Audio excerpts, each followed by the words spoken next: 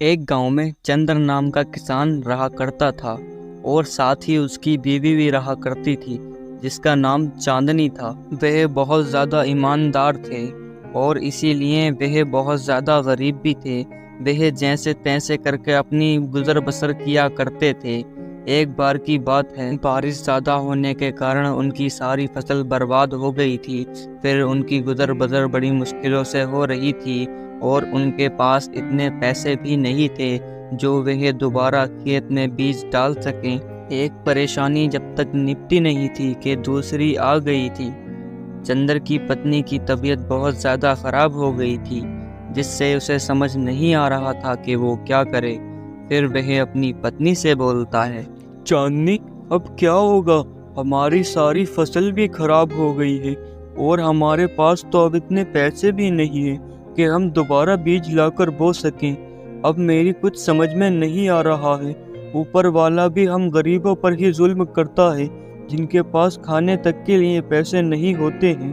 पता नहीं ये सब हमारे साथ ही क्यों होता है। अब हमारी कौन मदद करेगा? एक तो हमारे पास पैसे भी नहीं है, ऊपर से तुम्हारी तबीयत भी इतनी ज़्यादा खराब है। अब तो मेरी कुछ समझ में ही नहीं आ रहा है। तुम बताओ मैं क्या करूं? तुम अपना मन थोड़ा मत करो, कहीं ना कहीं से कुछ ना कुछ हो ही जाएगा। अब क्या करें, जब ऊपर वाले ने इतनी परेशानी दी है तो हमारे पास तो इलाज के लिए पैसे भी नहीं है। लेकिन जब ऊपर वाले ने पेट दिया है तो खाना भी तो वो ही देगा। जब तक तुम ऐसा करो, कुछ पैसे ब्याज पर ले आओ।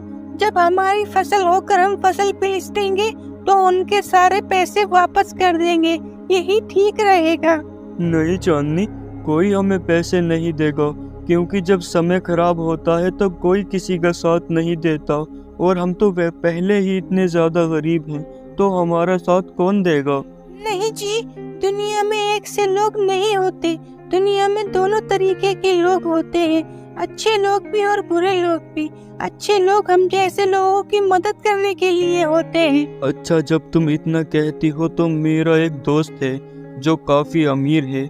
मैं उससे जाकर बात करता हूँ, हो सकता है वो हमें पैसे दे दे और हमारा काम चल जाए। और फिर चंद्र अपने दोस्त के पास जाता है और जाकर उससे बोलता है, और भाई कैसा है तू? और सब ठीक है ना? हाँ भाई, मैं तो ठीक हूँ।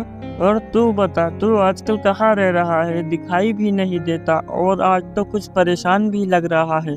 क्या बात है, बताओ मुझे। हाँ भाई, परेशान तो मैं हूँ। ज़्यादा बारिश के कारण मेरी सारी फसल खराब हो गई और उधर मेरी बीवी की तबीयत भी बहुत ज़्यादा खराब है और हमारे पास दोबारा बीज लेने के लिए पैसे भी नहीं हैं। मैं तुम्हारे पास इसलिए आया था ताकि तुम कुछ मेरी मदद कर दो। अगर तुम मेरी मदद कर दोगे तो तुम्हारा बड़ा एहसान होगा। और हाँ, जब हमारे पास आगे चलकर पैसे हो जाएंगे तो हम तुम्हारे पैसे सारे वापस कर देंगे। मुझे माफ़ करना मेरे भाई चंद्र, लेकिन अभी अभी मुझसे कोई पैसे ले गया। मेरे पास पैसे तो थे लेकिन वो मुझसे ले गया। अब मैं तुम्हें पैसे कहाँ से दूँ? अब तो मेरे पास है नहीं। अगर तुम कहो तो मैं उससे पैसे वापस लेकर तुम्हें दे दूँ। अरे नहीं नहीं, जब तुमने किसी और को दे दिए हैं तो उससे क्या वापस लोगे? अब मैं किसी और से ले लूँगा, हो सकता है कोई ना कोई दे दे। फिर वह बेचारा मायूस होकर सोचता सोचता अपने घर वापस आ जाता है। जैसे ही वह घर आता है तो उसकी पत्नी उससे बोलती है, हाँ जी, ले आए पैसे? मिले कहीं से पैसे? नहीं चांदनी, पैसे नहीं मिले। मैंने उससे बोला कि मेरी बीवी की तबीयत खराब है, लेकिन वो बोला कि मैंने तो पहले ही किसी को पैसे दे दिए हैं, तुम कहो तो वापस ला कर दूं। लेकिन मैंने उससे मना कर दिया। अब तो जो करेगा ऊपर वाला ही करेगा। अब हम क्या करें? हम तो अपनी तरफ से पूरी कोशिश कर रहे हैं। फिर वे बेचारे ऐसे ही दिन काटने लगते हैं और काफ़ी दिन गुजर जाते हैं। फिर एक दिन चंद्र काम के सिलसिले में जंगल की तरफ से होकर जा रहा होता है तो वह देखता है कि एक आदमी एक हरे भरे पेड़ को काट रहा होता है। तो चंद्र उससे बोलता है, अरे भाई, ये हरा भरा पेड़ क्यों काट रहे हो? काटना ही है तो सूखी लकड़ियाँ काटो। इसे काटकर तुम्हें क्या मिलेगा? इससे तुम्हारा क्या भला हो जाएगा?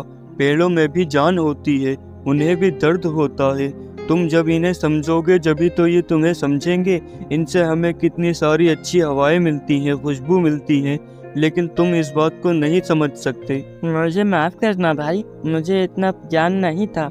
आगे से मैं ऐसा पेड़ नहीं काटूंगा। फिर उसने पेड़ नहीं काटा और इतना बोलकर वह वहाँ से अलग चला गया। चंदर का यह व्यवहार देखकर जो वो आदमी पेड़ काट रहा था वह पेड़ एकदम से संतरे का पेड़ बन जाता है, वो भी एक जादुई संतरे का पेड़।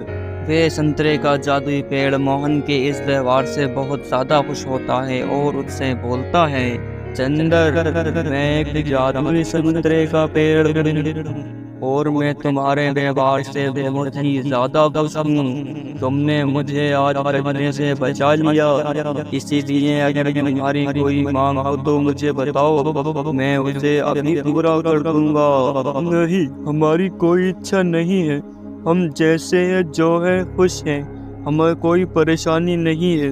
लेकिन मुझे तो तुम परेशान लग रहे थे। मुझे बताओ, अगर तुम्हें कोई भी परेशानी है तो मैं उसे अभी के अभी दूर कर दूंगा, या तुम्हारी कोई मनोकामना हो तो मैं उसे अभी बिल्कुल अभी पूरा कर दूंगा। तुम बताओ मुझे। अरे नहीं, कोई परेशानी नहीं है, हम जैसे भी है ठीक हैं। अच्छा, तुम कुछ नहीं चाहते तो वो चलो तुम्हारी मर्जी है, लेकिन मैं तुमसे खुश बहुत हूँ, इसीलिए मैं तुम्हें कुछ देना चाहता। क्या देंगे आप मुझे? तुम ऐसा करो, मेरे 2 संतरे तोड़ लो और जाकर अपने आंगन में लगा देना। अच्छा ठीक है, मैं 2 संतरे लेके जाकर अपने आंगन में लगा दूंगा। और फिर चंदर वहाँ से संतरे लेकर अपने घर आ जाता है और घर आकर उसे अपने आंगन में बो देता है और अपनी बीवी को सारी बात बताता है। मैं जब काम देखने जंगल से होकर जा रहा था तो एक आदमी एक हरे भरे पेड़ को काट रहा था। मैंने उसे पेड़ काटने से रोक दिया, इसी वजह से पेड़ खुश हो गया और उसने मुझे ये संतरे दिए हैं। वो एक जादुई पेड़ था और उसने कहा है कि जाकर अपने आंगन में संतरे लगा देना तो बहुत सारे संतरे हो जाएंगे, इसीलिए मैंने ये संतरे लगाए हैं। और फिर कुल 15 दिन में ही वह बीज जो उसने डाले थे वह एक बहुत बड़ा पेड़ बन जाता है, जिस पे बेहद ही संतरे लगे होते हैं। यह देखकर वह दोनों चौंक जाते हैं तो चंदर चांदनी से बोलता है, अरे चांदनी, ये तो सचमुच का ही जादुई पेड़ है। देखो एकदम इस पे कितने सारे संतरे आ गए। मुझे लगता है अब इन्हें हमें बेचना चाहिए। तुम सही कह रहे हो, हमें संतरे तोड़कर बाजार में बेचकर आने चाहिए। फिर वो उन संतरों को तोड़कर बाजार में बेच आता है और फिर अगले दिन देखता है तो फिर संतरे इतने ही हो जाते हैं। यह देखकर वह दोनों बहुत खुश होते हैं। रोज ऐसा ही हो रहा था, रोज नए संतरे आ जाते और वे उन्हें बेच आता, जिससे उनके घर में अच्छे पैसे आते, जिससे वे अपनी सारी परेशानियों से दूर हो चुके थे और एक अच्छी ज़िंदगी जीने लगे थे। दोस्तों, अगर हमारी कहानी पसंद आई हो तो चैनल को सब्सक्राइब और वीडियो को लाइक